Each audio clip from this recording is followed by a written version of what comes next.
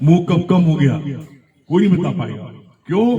ज्ञान सुनते सुनते कब आपका क्रोध कम हो गया, कब लोभ कम हो गया, कब मोह कम नहीं पता, अहंकार कम हो, ये सारी चीजें रोज ज्ञान सुनते सुनते धीरे धीरे समाप्त हो जाती है, टोटल समाप्त हो जाती है। और जब टोटल समाप्त हो जाएगी तो उसका परिणाम है, रिजल्ट है। क्या रिजल्ट है? परमात्मा के 5 गुण हैं, आपके अंदर वो परमात्मा के 5 गुण आ जाएंगे। अब अपना चेक कर लो। क्या चेक करो? पहला, मुदिता, करुणा, क्षमा, आरजू, संतोष। ये 5 गुण परमात्मा के अंदर है। ये 5 गुण आपके अंदर आ जाए, आपका भगवान प्रकट हो गया। और पहचान,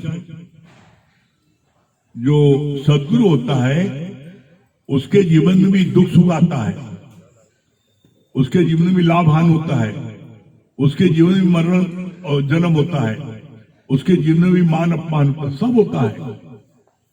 लेकिन जो अज्ञानी है, जिनके अंदर भगवान प्रकट नहीं हुआ है, वो जरा जरा बात पर लोभ भी करते हैं। वो कुछ भी हो, उनके अंदर में जरा सी कोई बात आएगी तो उनका चेहरा रुआस हो जाएगा। जरा सा अपमान हो गया तो रोने लगेंगे, जरा सा व्यापार में नुकसान हो गया सुसाइड करने भागेंगे, डिप्रेशन में आ जाएंगे। कोई भी चीज आप देख लो तो आपके अंदर कितना रिएक्शन होता है। तो जो ज्ञानी होता है उसके अंदर किसी प्रकार का कोई रिएक्शन नहीं होता, वो हर समय अपनी मुदिता की स्थिति रहता है। मुदिता मतलब मुस्कुराना, प्रसन्नचित्त रहना। भगवान कृष्ण को कभी आपने किसी स्टेज पर क्रोधित देखा है? हमेशा मुस्कुराते हुए। तो वो आप मुस्कुराहट कब आ सकती है? जब आपके अंदर में भगवान प्रकट होगा। हर समय अपमान में आप प्रसन्नचित्त हो, अपमान में तो आप जो है 7 दिन घर के बाहर नहीं निकलते। तो आप चेक दो कि आपके अंदर में ये सारी चीजें आ रही हैं। मुद्दा आ गई, करुणा, अपना आप देखना, मुद्दा करुणा, क्षमा। कोई कितना भी नुकसान कर दे, अपमान कर दे, कुछ भी कर दे, उसको तुम क्षमा कर सकते हो? देखो, चेक करो कितनी रिवेंज की भावना होती है। किसी ने जरा सा अपमान किया तो जब तक उसका 10 गुना अपमान नहीं कर लो, चैन फटता है, अंदर में आग जलती है। आप चेक करो, मुदिता, करुणा, क्षमा, आरजू। आरजू माने क्या होता है? अंदर बाहर एक रस। जो आपके अंदर है वही बाहर हो। जैसे अफसर्स के कमरे में देखो आप, शीशा लगा होता गिलास, वो अंदर बाहर एक होता है, बाहर भी दिखाई पड़ता अंदर से। वैसा तुम्हारा हृदय भी हो और तुम्हारा मन भी हो। ऐसा नहीं ऊपर से जो है आप किसी को बड़ा वेलकम कर रहे हो और अंदर अंदर सोचते हो कहां से आ गई। अंदर तुम्हारे को लगता है ये तो बड़ा दुष्ट है, ये आगे कोई बवाल मचाएगा। अब उसको तुम अंदर अंदर शब्द बोल रहे हो, लेकिन ऊपर से बड़ा आप आगे बड़ा आनंद आ गया, हम आप ही इंतजार कर रहे थे। ये बोलते झूठ, कहते मैं आपके इंतजार कर रहा था। बोला ये सारी चीजें तो आई, मुदिता, करुणा, क्षमा, आरजू, संतोष। भगवान ने आपको एक झोपड़ी में रखा है या महल में रखा है? संतोष है। आपकी आमदनी 100 रुपए महीने की है, आपकी आमदनी करोड़ रुपए महीने की है, संतोष है। और हमारे वहां जो भी संत हुए हैं उन्होंने प्रमाणित किया है। राजा जनक राजा थे, सुखदेव मुनि लंगोटी में रहते थे। उनको किसी ने, उन्होंने नहीं कहा कि राजा जनक को आपने इतना महल क्यों दिया और हमको जो है आपने लंगोटी दिया, नहीं शिकायत किया। जिस हाल में परमात्मा ने आपको 4 बच्चे दिए हैं, 6 दिए हैं, 1 भी नहीं दिए हैं, कैसा भी आपको परमात्मा दिया है, आप उसमें संतोष में हो। देखो, अगर आप संतोष में हो तो आप ज्ञानी हो। और इसकी पहचान और क्लियर कर लो आप, क्या है? इसकी 4 पहचान है। कैसे?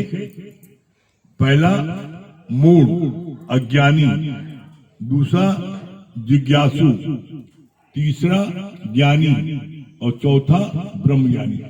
ये 4 स्टेज है। अब आप कहां पर हो, किस जगह खड़े हो, अपने चेक कर लो। आप ही एग्जामिनर हो, वो आप ही स्टूडेंट हो। अज्ञानी कौन है? मूढ़ कौन है?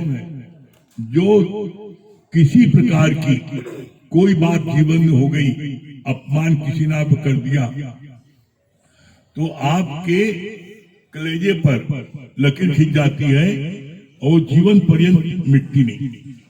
और उसके प्रभाव से आप अपने बच्चे से भी, बेटा से, बेटी से जिसने अपमान कर दिया, आप उससे ही बोल देते हो, हम तुम्हें कसम देके जा रहे हैं, हमारी अर्थी में हाथ मत लगाना, छूना नहीं। वो अज्ञानी जैसे पत्थर में लकीर खींच दो सूजे से, सूजे से लकीर खींच दो तो पत्थर में गड्ढा हो जाता है, वो कभी जीवन पर्यंत मिटता नहीं। तो जो मूढ़ होते हैं, अज्ञानी होते हैं, मूर्ख होते हैं, वो इस प्रकार का उनका ये एटीट्यूड होता है। दूसरा कौन होता है? जिज्ञासु। जिज्ञासु कौन है?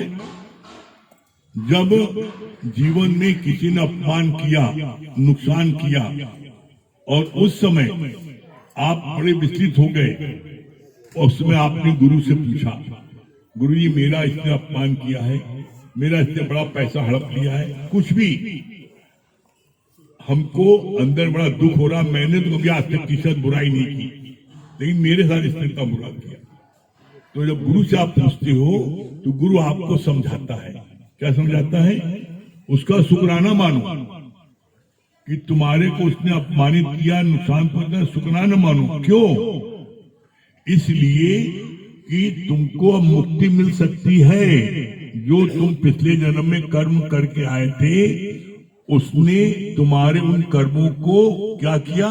अटे पटे कर दिया, मतलब मिटा दिया। कैसे? बिन भोगे छूटे नहीं कर्म गतवल मान।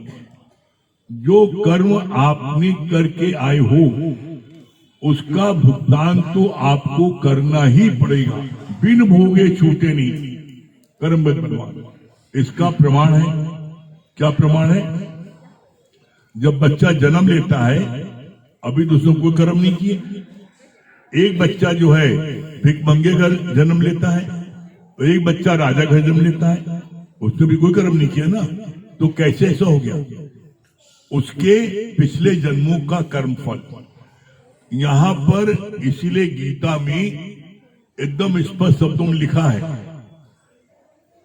हे अर्जुन, तू कर्म करने के लिए स्वतंत्र है, लेकिन फल भोगने के लिए परतंत्र है। फल भोगना पड़ेगा, तुम कर्म कर सकते हो। और एकमात्र मनुष्य योनि में कर्म करने की स्वतंत्रता है, बाकी किसी योनि में कर्म करने की स्वतंत्रता नहीं है। और जितनी योनियां हैं वो सारी योनियां पशुवत है, सारी योनियां पशुवत है। वो कैसे? कोई कर्म नहीं कर सकते, कोई पशु अपने मर्जी से कोई कर्म नहीं कर सकता। उसको बोलते हैं भोगवान योनि। आपके घर में कुत्ता है, गाय है, आप बांध के चले गए दावत में, और बेचारा भूखा है, न पानी पी पा रहा, बंधा है, इसको बोलते हैं भोगवान योनि। मनुष्य एकमात्र ऐसा है जो स्वतंत्र है, वो जो चाहे कर सकता है, जो चाहे कर सकता है।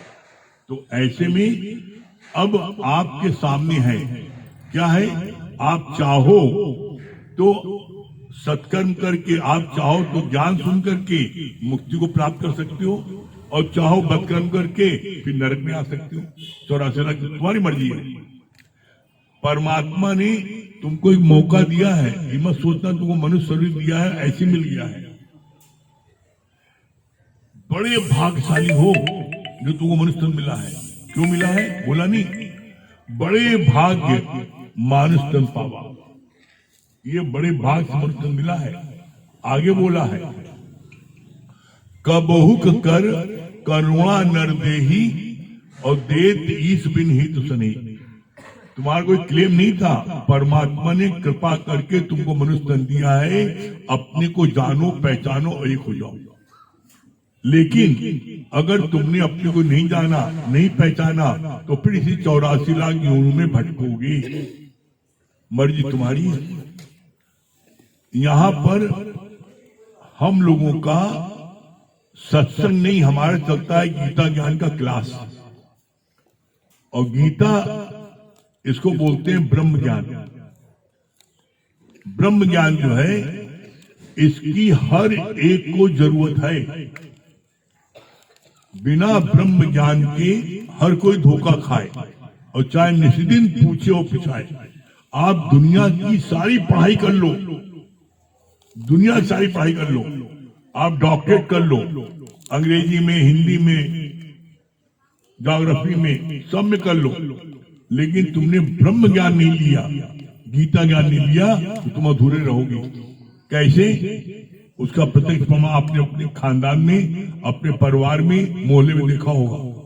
कोई कितना भी डॉक्टरेट हो, बड़ा से बड़ा अफसर हो, रईस हो, जब किसी प्रकार की कोई कमी हो जाती है, कोई नुकसान हो जाता है, कैसा फूट फूट कर होता है, कहां चला गया ज्ञान? अरे गीता में साफ साफ बोला है, कोई मरते ही नहीं ना। ये शरीर नश्वर है, आत्मा नश्वर नहीं है। ये आप देखो, ध्यान से देखना क्या लिखा रहता है, चल बसा, चल बसा। एक जगह जाता है, दूसरी जगह बस जाता है। कब? कैसे? अपनी अंत वेले की वासना के अनुसार। कोई व्यक्ति का शरीर शांत होता है तो अपनी अंत वेले की वासना के अनुसार पुनः जन्म पाता है। और कैसे पाता है? अंत वेले में, अंत काल जो पुत्र सुमरे, ऐसी चिंता में जो मरे, तो सुअर योनि बल बल उतरे। ये हम नहीं बोल रहे हैं, ये गुरु साहब के वर्ड में उन्होंने बोला है। अंत काल जो धन सुमरे, सर्प योनि बल बल उतरे। अंत काल जो महल माड़ी सुमरे, बहुत बड़ी कोठी बनवा दिया, प्रेत योनि बल बल उतरे। लास्ट में बोला है, क्या बोला है? अंत काल जो हरि सुमरे, ते नर मुक्ता हुए। तो अंत काल किसी को पता है हमारा कब है? हर एक की जेब में रिटर्न टिकट है, वो कब हो जाए? अभी अभी बैठे बैठे जय सीताराम हो जाए, पता है? जो श्वास बाहर जाए, अंदर आने का क्या भरोसा? जो श्वास बाहर जाए, अंदर आने भरोसा नहीं है। एक पल का पानी का बुलबुला, मानुष तेरी जान। पानी का जैसे एक बाल्टी दूसरी बाल्टी पानी डालो तो बुलबुला पट पट पट पट बोलता है। ऐसे तो आदमी मरता है। और तो मैं 100 साल जीऊंगा, मैं 80 साल जीऊंगा, कोई भरोसा है? तो इसलिए बोला कि अपनी पहचान आप देख लो। अगर आप जो है किसी की बात से प्रभावित हो जाते हो और सूजे से पत्थर में लकीर खींचती है, तो आप अज्ञानी हो। जिज्ञासु कौन है? जिज्ञासु है जो अपमान होने पर, डेथ होने पर, नुकसान होने पर आप गुरु से पूछते हो, गुरु जी मेरे को, मैंने आज तक किसी को बुरा नहीं कहा, तब मेरा बुरा क्यों किया? तो गुरु समझाता है, बताता है, उसका शुक्राना मानो, तुम्हारे कर्मों को उसने काटा है और तुम्हें मुक्ति मिल सकती है। उसने तुमको कष्ट दिया नहीं है। पिछले जन्म में तुम उसको सताया था, आज वो तुम्हें सता रहा है। कैसे? इसका दादा भगवान ने बोला, किसी महिला ने दादा भगवान से बोला, हमारा पति हमको मारता है, बहुत हमको गाली गलौज बकता है। दादा भगवान ने कहा चुप कर, चुप कर, चुप कर। कहा क्यों? कहा मैंने अपनी दिव्य दृष्टि से देखा है, पिछले जन्म में वो तुम्हारा नौकर था और तुम सेठानी थी, और तुमने उसके साथ बड़ा अत्याचार किया। बुखार रहता था तब भी कहते थे तू खाना उसको तब मिलेगा जब तुम पहले पूरा काम कर। तुमने उसको बहुत सताया। अब इस जन्म में वही नौकर तुम्हारा पति बन के आया है, तुम्हारे कर्मों काट रहा है। तो कर्मों को कटवा लेना तो मुक्ति मिलेगी। अगर तुम ऐसे बोलोगे तो कर्म नहीं कटेंगे।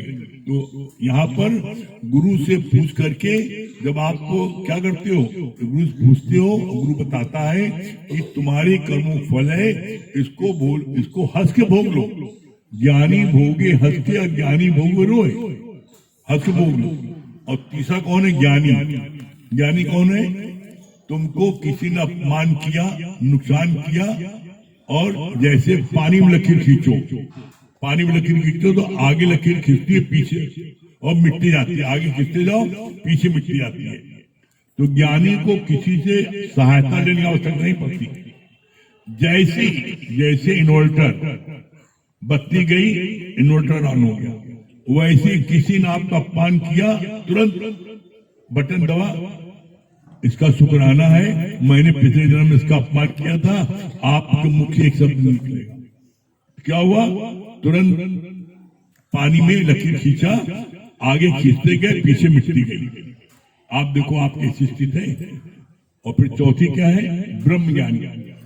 ब्रह्म ज्ञानी को किसी प्रकार की कोई बात, मान अपमान, सुख दुख, लाभ हानि, जीवन मरण, उसको कुछ लगता ही नहीं है। क्यों नहीं लगता? क्योंकि वो हर समय अपने आत्म भाव में रहता है, अपने ब्रह्म भाव में रहता है। कैसे आत्म भाव में क्या होता है? जो अपनी आत्मा में हर समय स्थित रहे। आत्मा की तुलना किससे की गई है? आकाश से। आकाश कोई चीज छू सकती है? Nothing can touch sky. आकाश कोई चीज नहीं छू सकती। तो आप भी आकाशवत रह सकते हो। ये बात हम अपने जीवन के अनुभव से आपको कह रहे हैं। कैसे रह सकते हो? आप करके देखो, सिर्फ एक दिन करके देखो, आपको कितना आनंद आता है। आप जीवन में किसी से कुछ मत चाहो, किसी से कुछ मत चाहो। तुम्हें देख के मुस्कुराइए भी न चाहो। तो बड़ी लोगों की बीमारी है, हमें देख के मुस्कुराए नहीं।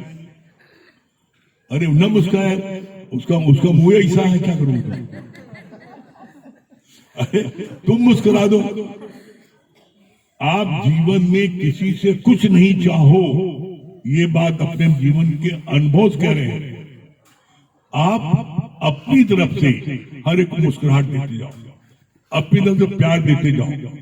किसी से कोई जो है आप भेदभाव नहीं करोगे, और कुछ नहीं चाहोगे तो कोई भेदभाव नहीं करोगे। इसका प्रमाण है। क्या प्रमाण है? चाह चमारी चिमड़ी अति नीचन से नीच, और तू तो पूर्ण ब्रह्म था।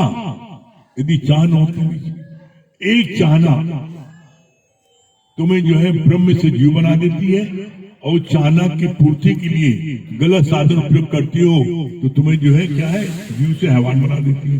हैवान बनाया किसने? चाहना।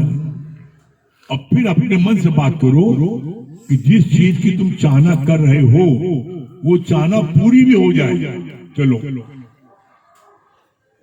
2 घड़ी के सुख, दुनिया की कोई चाहना पूरी हो जाए 2 घड़ी सुख है, तो 2 घड़ी के सुख के लिए तुम ब्रह्म से जीव बनते हो, जीव से हैवान बनते हो।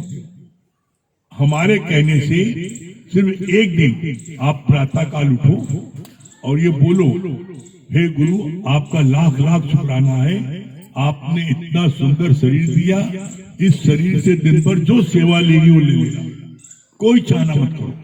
और जो अंदर से प्रेरणा उठे गुरु की, परमात्मा की, वो करते जाओ।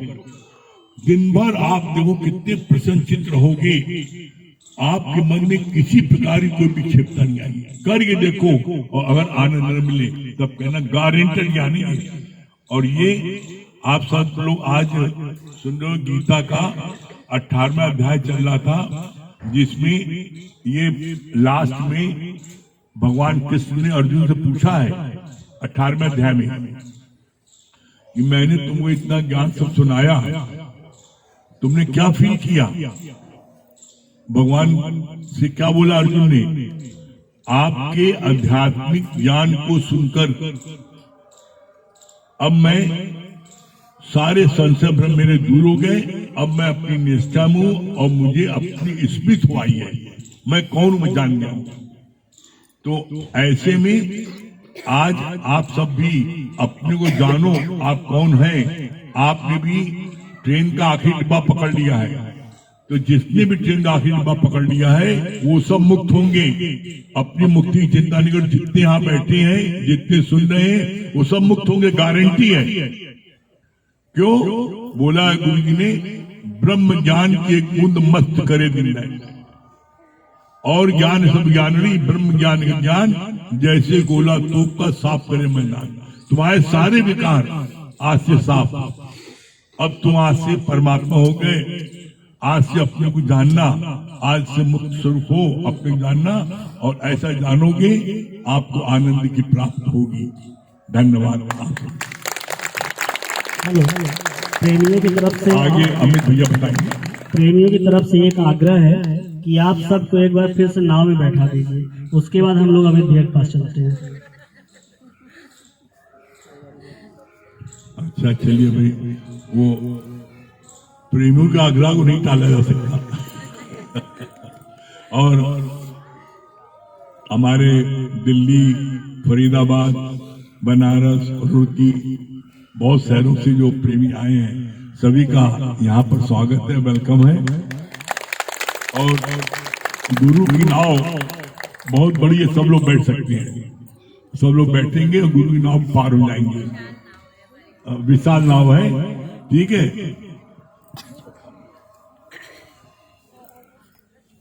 चलिए हम लोग जो है गुरु में बैठ सब लोग बहुत पार जाएंगे।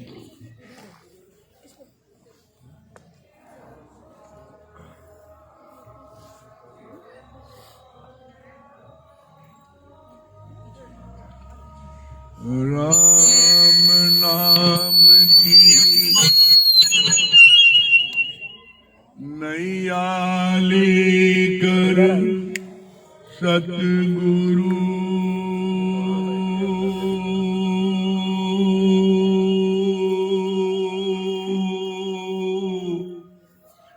करे पुकार,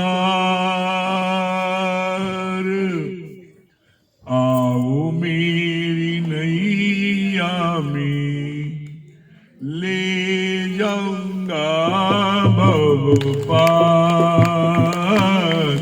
आओ मेरी नैया में ले जाऊंगा भव पार। राम नाम की नैया लेकर सतगुरु करे पुकार। आओ मेरी नैया में ले जाऊंगा भव पार। आओ मेरी नैया में ले जाऊंगा भव पार। इस नैया में जो कोई चढ़ जाएगा, इस नैया में जो कोई चढ़ जाएगा, जन्म जन्म का पाप सभी धुल जाएगा। जन्म जन्म का पाप सभी धुल जाएगा। कटे 84 के बंधन और पड़े न यम की मार। कटे 84 के बंधन और पड़े न यम की मार। आओ मेरी नैया में ले जाऊंगा भव पार। आओ मेरी नैया में ले जाऊंगा भव पार। राम नाम की नैया लेकर सतगुरु करे पुकार। आओ मेरी नैया में ले जाऊंगा भव पार। आओ मेरी नैया में ले जाऊंगा भव पार। अब शिष्य क्या बोलता है? गुरु और शिष्य का संवाद है। शिष्य क्या कहता है? पाप की गठरी शीश धरे कैसे आऊं मैं। पाप की गठरी शीश धरे कैसे आऊं मैं। अपने ही अवगुण से खुद शर्माऊं मैं। अपने ही अवगुण से खुद शर्माऊं मैं। नैया तेरी साची भगवन मेरे पाप हजार। नैया तेरी साची भगवन मेरे पाप हजार। आओ मेरी नैया में ले जाऊंगा भव पार। आओ मेरी नैया में ले जाऊंगा भव पार। राम नाम की नैया लेकर सतगुरु करे पुकार। आओ मेरी नैया में ले जाऊंगा भव पार। आओ मेरी नैया में ले जाऊंगा भव पार। करके दया सतगुरु ने चुनरिया रंग डाली, करके दया सतगुरु ने चुनरिया रंग डाली। जन्म जन्म की मैली चादर धो डाली, जन्म जन्म की मैली चादर धो डाली। दाग भरी थी मेरी चुनरिया, दाग भरी थी मेरी चुनरिया कर दी लालो लाल। दाग भरी थी मेरी चुनरिया कर दी लालो लाल। आओ मेरी नैया में ले जाऊंगा भव पार। आओ मेरी नैया में ले जाऊंगा भव पार। राम नाम की नैया लेकर सतगुरु करे पुकार। आओ मेरी नैया में ले जाऊंगा भव पार। मेरी नैया में ले जाऊंगा भव पार। अपना जीवन सौंप दो मेरे हाथों में, अपना जीवन सौंप दो मेरे हाथों में। श्वास श्वास को जोड़ दो मेरी यादों में, श्वास श्वास को जोड़ दो मेरी यादों में। पाप पुण्य का बनकर आया हूँ मैं ठेकेदार, पाप पुण्य का बनकर आया हूँ मैं ठेकेदार। आओ मेरी नैया में ले जाऊंगा भव पार। आओ मेरी नैया में ले जाऊंगा भव पार। आओ मेरी नैया में ले जाऊंगा भव पार। बड़े भाग्य से सतगुरु तेरा प्यार मिला, बड़े भाग्य से सतगुरु तेरा प्यार मिला। इस जीवन में जीने का आधार मिला, इस जीवन में जीने का आधार मिला।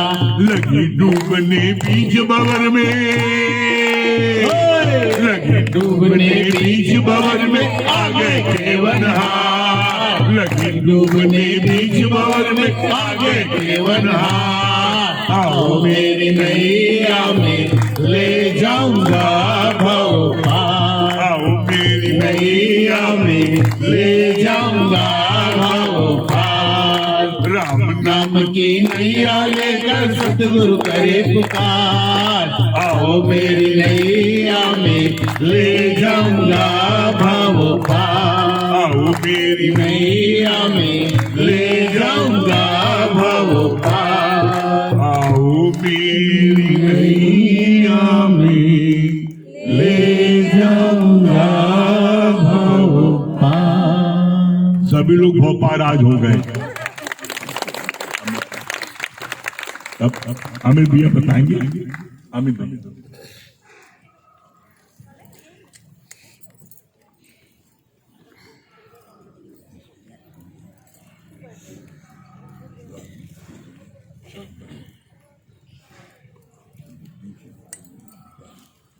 सभी प्रेमियों को हरिओम।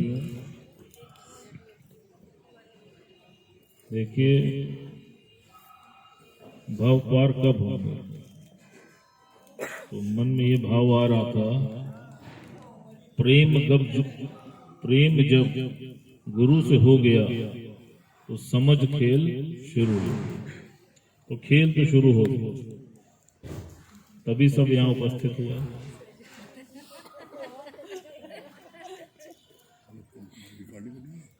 फिर सबसे पहले तो देखिए, सभी को 2022 की बहुत बहुत हार्दिक शुभकामनाएं और बधाई। खासकर दिल्ली वालों को, कटनी वालों को और जो हमारे सत्संग परिवार के जितने भी सेवाधारी हैं उनको विशेष तौर पर बहुत बहुत बधाई। बनारस वालों को भी बहुत बहुत बधाई। फरीदाबाद वालों को भी, फरीदाबाद से फरियाद होती है ना। देखिए, 2022 परमात्मा ने दी है तुमको एक नई चॉइस, और ध्यान रखना कि ये चॉइस तुमसे मिस ना होना पाए। क्यों? भगवान ने क्या बोला है? कहा है कि माया मिलेगी या राम मिलेगा। अब सिलेक्शन तुम्हारा। अभी तक तो माया पे ही भागे हैं। और ध्यान रखना कि God is a jewellers lover. वो अपने सिवा किसी को भी बर्दाश्त नहीं करता। इस बात का विशेष ध्यान रखना और इसको ध्यान रख करके ही आगे काम करना। फिर आप सोचिए कि गॉड के मिलने के पहले आप क्या थे? सिर्फ और सिर्फ आप शून्य ही तो थे। आपको सब कुछ भी मिल गया। जैसे अभी बात चली ना कि जीवन का ध्येय क्या है, what is the aim of your life? बोला the aim of life is peace of mind, not money. हम क्या समझते थे? हम जीवन पर्यंत धन को ही अपनी उपलब्धियां समझते थे और उसी में सुख ढूंढते थे। तो परमात्मा क्या करता था? तुम जो मांगते थे वो तुमको दे देता था, लेकिन उसके बाद भी क्या भरेपने का एहसास होता था क्या? सोचो, उसके बाद भी खालीपन का ही एहसास होता था।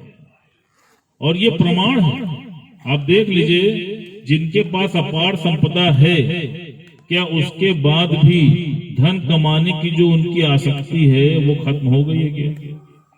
उनको आनंद मिल गया है क्या? उनको शांति मिल गई है क्या? पॉजिटिव थिंकिंग मिल गई है क्या? बल्कि जिनके पास ये सब चीजें हैं उनके पास प्रॉब्लम्स और ज्यादा हो गई। तो भगवान ने क्या बोला? कहा कि परमात्मा के बिना तुम क्या हो? तुम हो बिग जीरो। और बुद्धिमान कौन है? जो जीरो के पहले एक को लगा ले, तो क्या होगा? तुम्हारी वैल्यू बढ़ जाएगी। अगर तुम बिग जीरो हो और जीरो के पहले एक खड़ा हो जाए तो क्या हो जाओगे? 10 हो जाओगे। और उसके बाद जीवन में जितने भी जीरो लगते जाएंगे, धन है, मकान है, दुकान है, बच्चे हैं, पत्नी है, किसी प्रकार की कोई भी उपलब्धि हुई, मतलब वो एक जीरो तुम्हारी लाइफ में एड ऑन हो गया, तो क्या होगा? तुम्हारी वैल्यू सीधे मल्टीप्लाई होगी, प्लस नहीं होगी। 10 से 100 हो जाओगे और 100 से 1000 हो जाओगे, उतने गुना मल्टीप्लाई होते चले जाओगे। अब इच्छा तुम्हारी है, चाहो तो उस एक डंडे को, मतलब उस सूक्ष्म परमात्मा को अपने पीछे बैठा लो और उसकी नैया में बैठ जाओ। जैसे अभी बात चली कि आओ मेरी नैया पे, ले जाऊंगा उस पार। लेकिन जब नैया में बैठोगे तभी तो पार जाओगे। बाहर से देखते रहोगे तो कहां पार जाओगे और बार बार पछताओगे। यही तो आज तक होता है हमारे साथ। तो इसलिए कुछ भी हो जाए, पहले तुम उस परमात्मा को अपने पीछे बैठा लो। और यही वो बेस्ट चॉइस है जो भगवान ने तुमको इस बार दी है। तुम इस बात का विशेष ध्यान रखना कि देख लेना कि जब कोई व्यक्ति सूर्य की तरफ पीठ करके चलता है तो क्या होता है?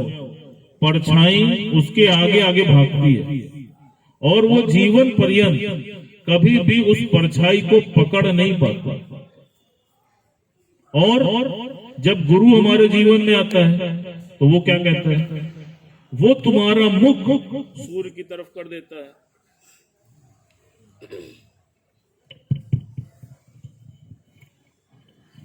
वो तुम्हारा मुख सूर्य की तरफ कर देता है तो क्या होता है? परछाई तुम्हारे पीछे पीछे भागने लगती है। बस यही भूल हमसे होती है। हम जब गॉड को नो करते हैं और माया को यस करते हैं तो भगवान कहता है अब तुम इसको प्राप्त करके दिखाओ। तो फिर क्या होता है? ना माया मिलेगी और ना राम मिलेगा। और काम कब होगा? जब राम होगा। तो भगवान ने क्या बोला? कहा इसीलिए गुरु ने क्या किया? उसने सिर्फ तुम्हारी जो दृष्टि है उसको चेंज कर दिया, तुमको वो दिव्य दृष्टि दे दी। कहा तुम परमात्मा के हो जाओ, बाकी तो सर्वत्र तुम्हारा हो ही जाएगा।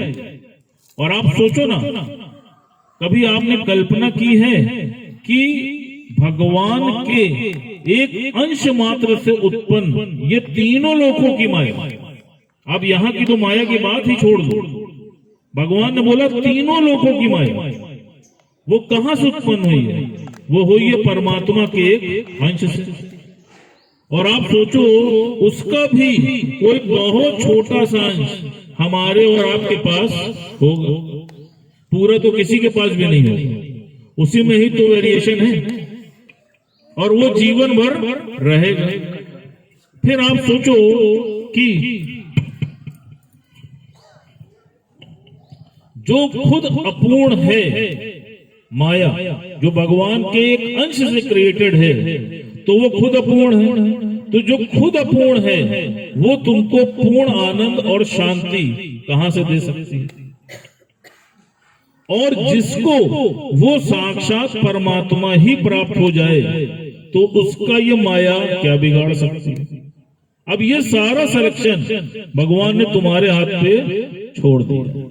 तो इसलिए कभी देखो ये ना करना कि जैसे भगवान ने बोला ना कि तुमको ये दी है बेस्ट चॉइस, और उस वजीर के बारे में गुरुजी बता रहे थे कि वो एक वजीर था और वो अपने राजा की पूरा जीवन भर उसने सेवा की, बहुत मनमना भाव से सेवा की, और राजा उससे बहुत अधिक प्रसन्न भी रहता था।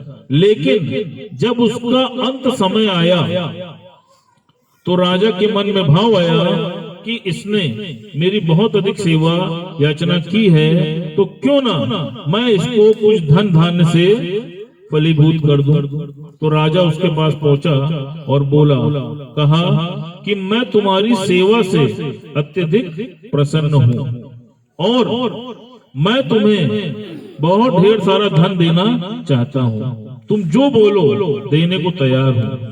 तो वजीर ने क्या कहा? वजीर ने कहा कि महाराज मेरे लिए तो ये सारा धन अब व्यर्थ है।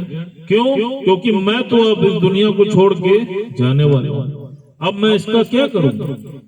तो उसने बोला कि कुछ और मांग लो। तो उसने कहा कि अगर मुझे कुछ आप दे सकते हो तो मुझको 2 घड़ी का जीवन दो। कहा यही मैं तुमको बस नहीं दे सकता, बाकी सर्वत्र दे सकता हूं। तो वजीर ने क्या बोला?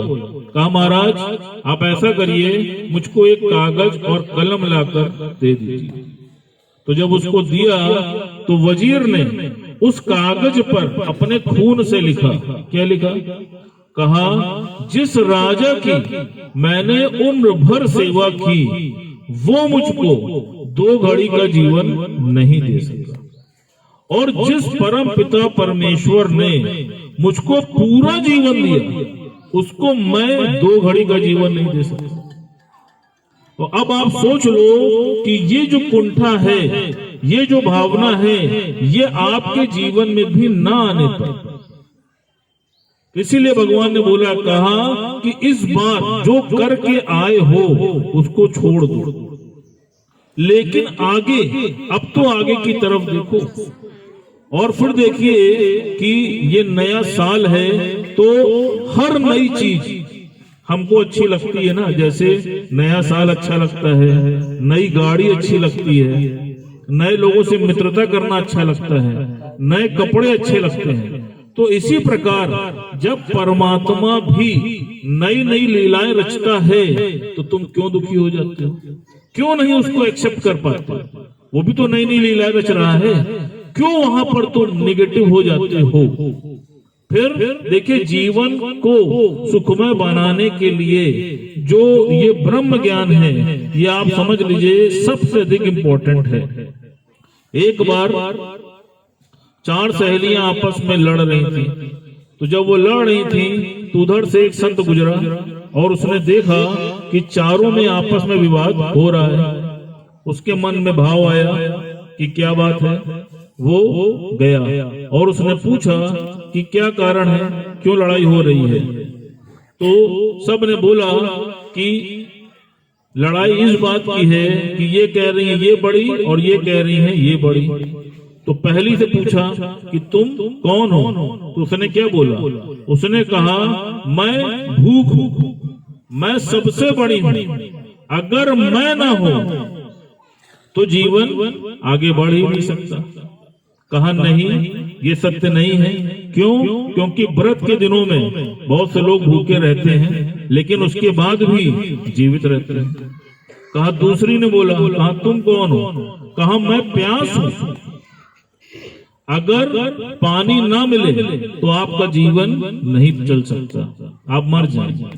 बोला नहीं, ये भी गलत है। हमारे हिंदू धर्म में बहुत सी लेडीज करवा चौथ का व्रत होती हैं, तीज का व्रत होती हैं, वहां पर निर्जल व्रत की प्रथा है, तो बिना जल के भी आप जीवित रह लेते हैं। तो कहा नहीं, ये भी असत्य है। फिर तीसरे ने पूछा, कहा तुम कौन हो? कहा मैं नींद हूं, अगर मैं ना आऊं तो आदमी पागल हो जाए।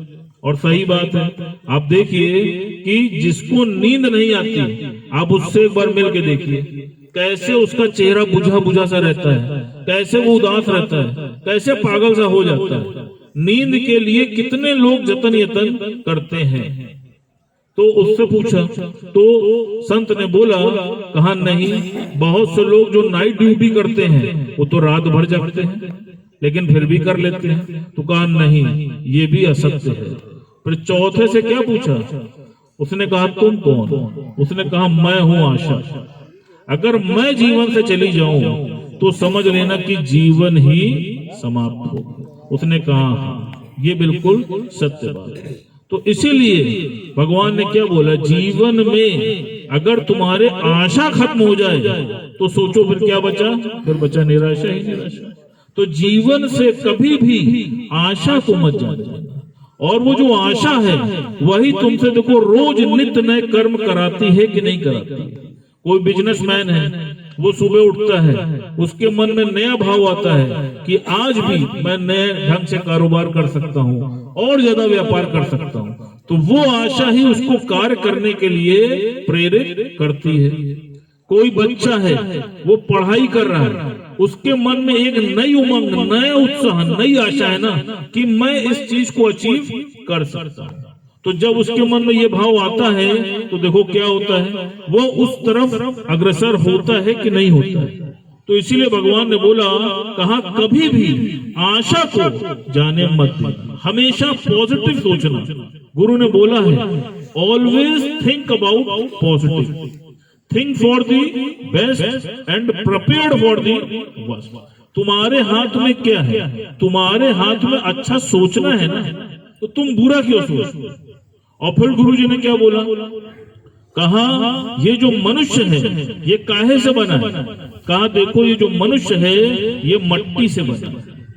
कहा क्यों?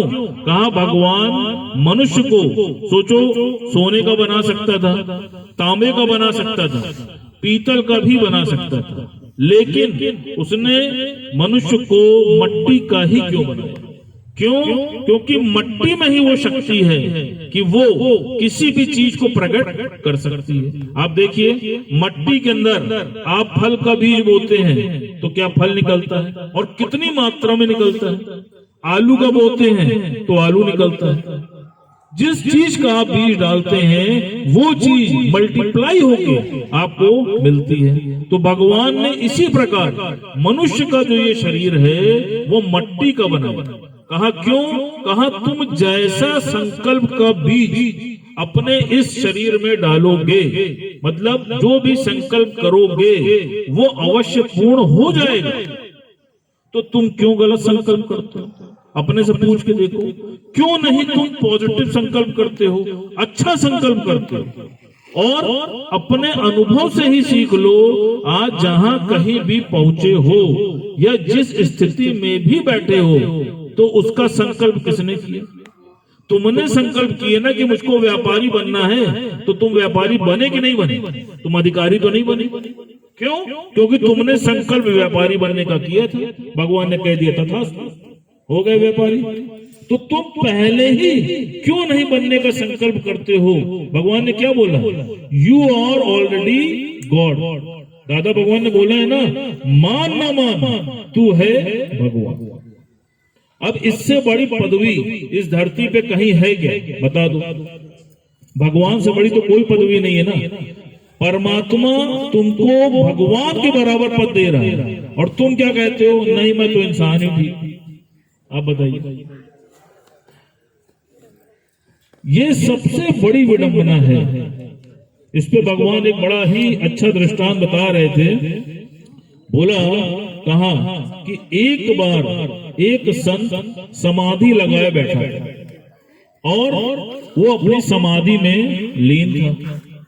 वहां पर एक चुईया बार बार उसकी समाधि में विघ्न डाल रही थी। बार बार कभी इधर फुदक रही थी, कभी उधर फुदक रही थी, और बार बार उसकी समाधि भंग हो रही थी।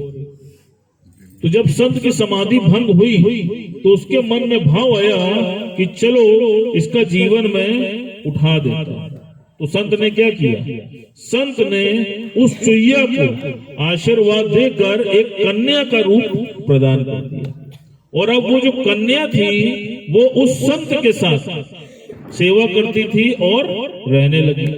समय बीतता गया। कुछ समय के बाद जब वो कन्या बड़ी हो गई तो संत के मन में भाव आया। उसने कहा कि सोच रहा हूं कि तुम्हारा विवाह करा दूं।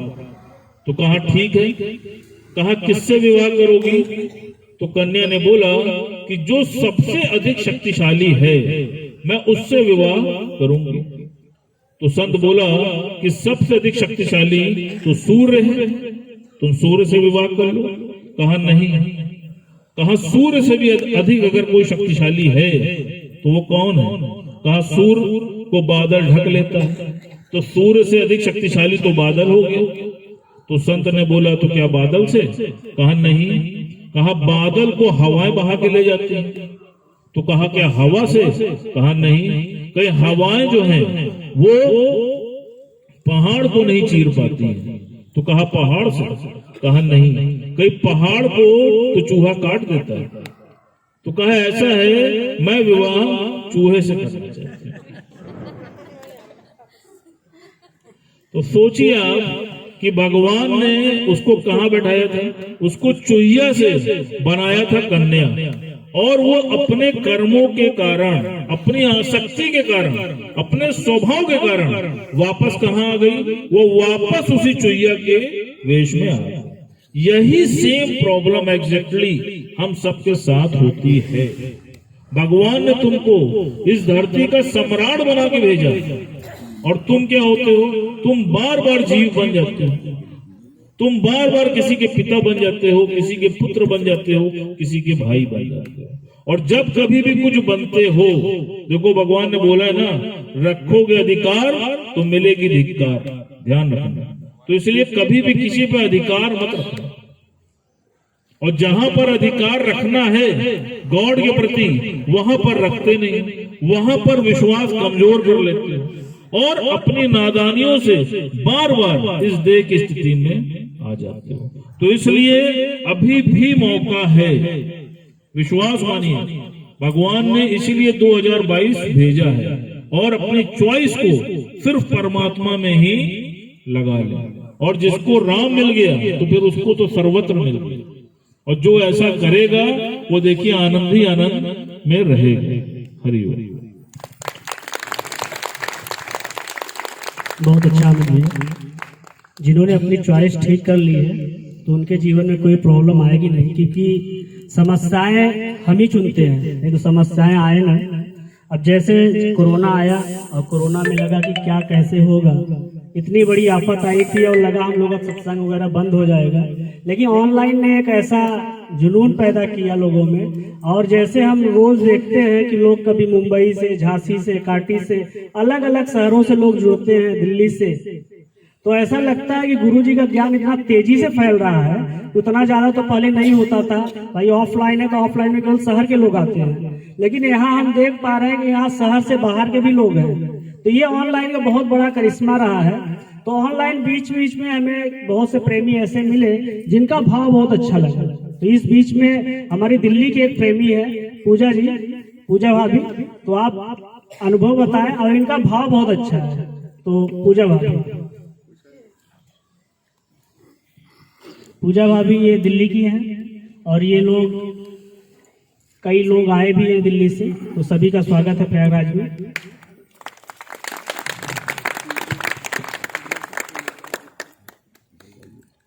हरि ओम गुरुजी। जी के चरणों में कोटि कोटि नमन, और अमित भैया को भी कोटि कोटि नमन, और यहाँ पे जितने भी भक्त बैठे हुए हैं सबके चरणों में पूजा की तरफ से कोटि कोटि नमन। और शुक्राना करती हूँ सुशीला दीदी का, जो उन्होंने ऐसा डर मुझे दिया है कि समझ लीजिए कि मेरे सोए हुए भाग खुल गए।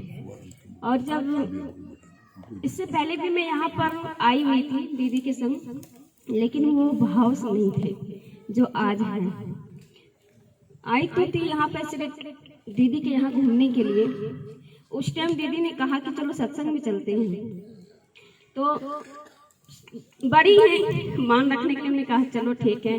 वैसे भक्ति में तो है, लेकिन इतना वो नहीं था। पूजा पाठ जीवन में बहुत किया, इतना पूजा पाठ किया कि बिगड़ पूजा किए मैं पानी तक नहीं पीती थी। लेकिन मन में कहते हैं ना गुरु जी की, इस संसार में ऐसा कोई व्यक्ति नहीं है जिसने पूजा पाठ किया हो और उसको शांति प्राप्त हुई हो। जीवन में अशांति बहुत थी, लेकिन आज सच में लगता है कि जो पूजा किया था अशांति थी, शांति नहीं थी, लेकिन आज उसका फल परमात्मा ने मुझे दिया है कि जाओ आप अपने गुरु के शरण में जाके जीवन को बिताओ, और इतना अच्छा मौका दिया है। सच में बहुत भाग्यशाली हूँ। सब तो मांगते हैं जीवन में कि मुझे मकान दे दो, बेटा दे दो, सब कुछ दे दो, लेकिन ये चीज मेरे अंदर से सोच मतलब आती है कि ये सब चीज हम मांगते हैं, लेकिन ये चीज क्या हमारे साथ इसका सुख हमें जीवन भर मिलेगा? हम मतलब मैं पहले सोचती भी थी कि हम मकान मांगते हैं, मकान मिल जाता है, फिर सोचते हैं बेटा है, बेटे की शादी हो जाए, तो कुछ ना कुछ कमी मतलब लगती रहती है जीवन में, वो शांति नहीं मिलती जो चाहिए होती है जीवन में। लेकिन आज जो मुझे मिला है, मैं सबका तो नहीं बता सकती, बट मुझे जो मिला है परमात्मा से, जो मैं चाहती थी, श्री कृष्ण भगवान में मेरी आस्था बहुत थी, और गुरु जी में मैं साक्षात श्री कृष्ण भगवान को देखती हूँ। और जब भी मैं अकेले रहती हूँ तो अपने आप में और श्री कृष्ण भगवान से, साक्षात गुरु जी से बात करती रहती हूँ। और पहले सत्संग में जब बैठते थे ना तो मुझे भजन नहीं आता था, सच्ची बात बताऊं तो, और भजन आता नहीं था, और साथ में बैठते हुए थे बच्चे भी, मेरे हस्बैंड भी। तो एक बार नंबर आया गाया, तो मेरे हस्बैंड जी ने कहा कि तुम्हें भजन नहीं आता है, तुम मत बैठा करो, आगे पीछे बैठा करो, तुम बेइज्जती करवाती हो और आता तो है नहीं कुछ। तो हमने मतलब मन में सोचा, मैंने कहा अच्छा ठीक है मैं नहीं बैठूंगी अब आगे से, क्योंकि भजन आता नहीं है। और सबको देखती थी गाते हुए, नीलू दीदी को, सुशीला दीदी को, सबको नीलू दीदी का भजन सुन के मतलब मेरा रोम रोम खिल जाता था कि काश मैं ऐसा भजन गा पाती। सोचती रहती थी मन ही मन में, लेकिन सत्संग में बैठती थी और जब अकेले रहती थी तब मन में ये सोचती थी, गुरु जी को अपने मन में धारण करके मैं ये सोचती थी क्या गुरु जी मैं इतना बेसुरा गाती हूँ, मुझे सच में मैं भजन कभी नहीं गा पाऊंगी क्या, मन में ये सोचती रहती थी। लेकिन नहीं, अभी जैसे अमित भैया ने बताया कि आशा, मन में आशा कभी छोड़नी नहीं चाहिए। तो कहीं ना कहीं ये बात साबित हुई है कि अगर आशा छोड़ दोगे तो जीवन में निराशा ही मिलेगी।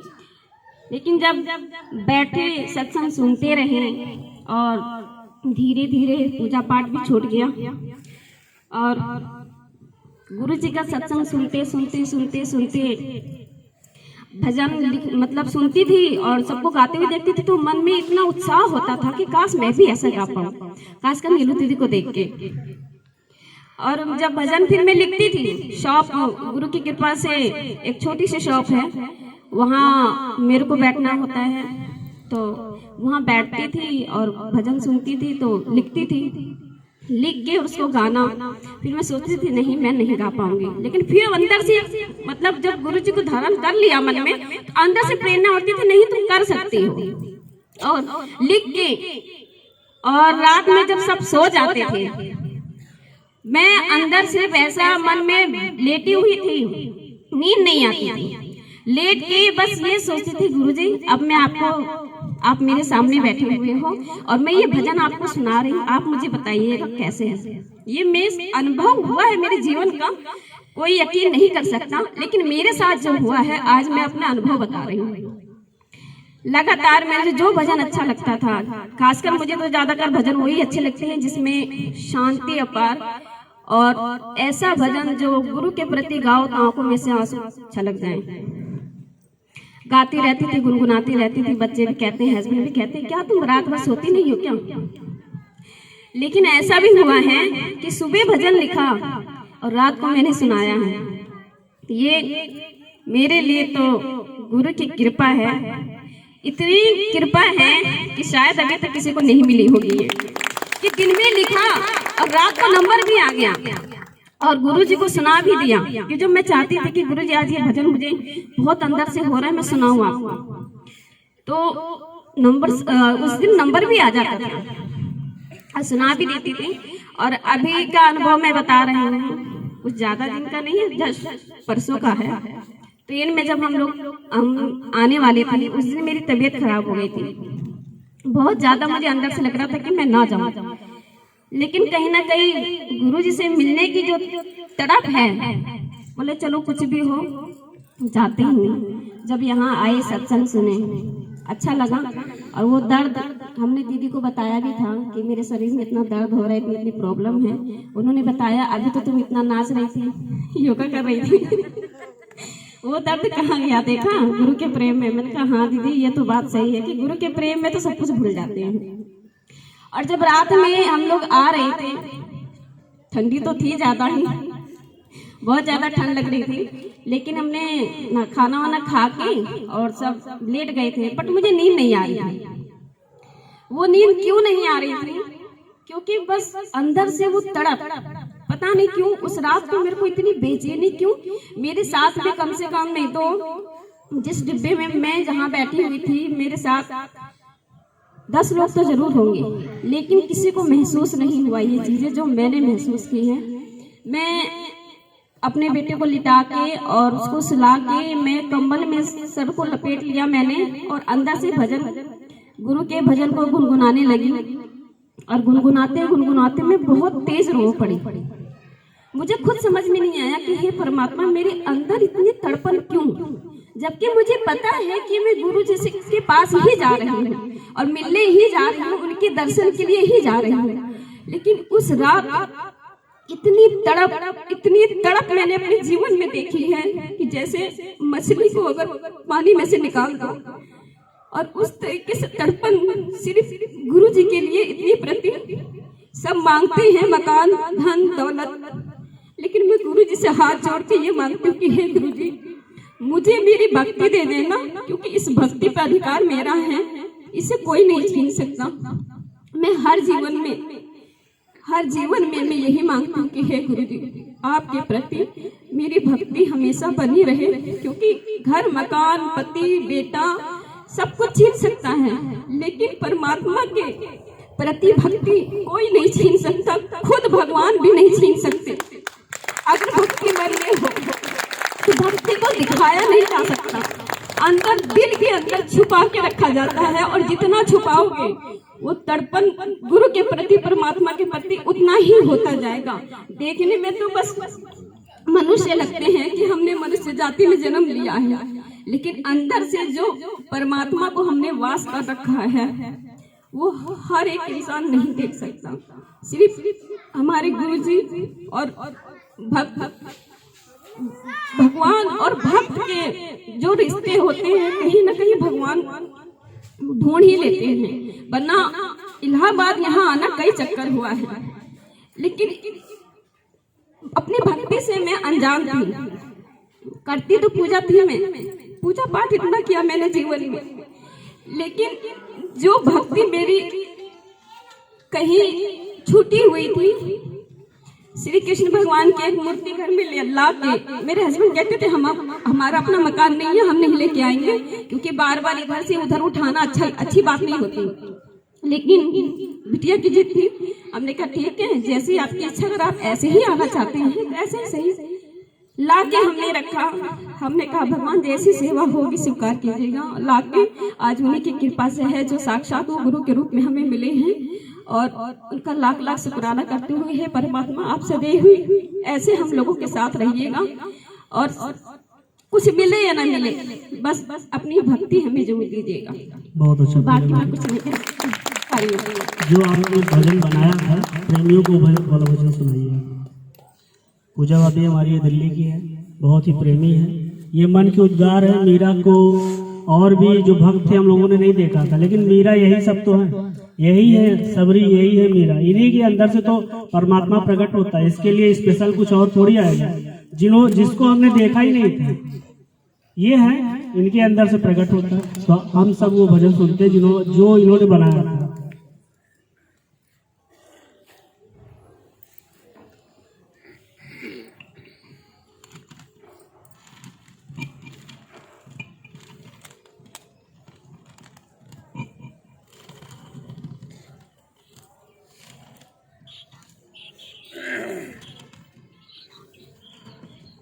चलिए, अगर आपको ना मिल रहा हो ये भजन मैं गाना चाहूंगी, क्योंकि ये भजन मुझे गुरु के प्रति बहुत ही ज्यादा अच्छा भी लगता है, और जब मैं अकेली रहती हूँ हमेशा ये भजन में गुनगुनाती रहती हूँ।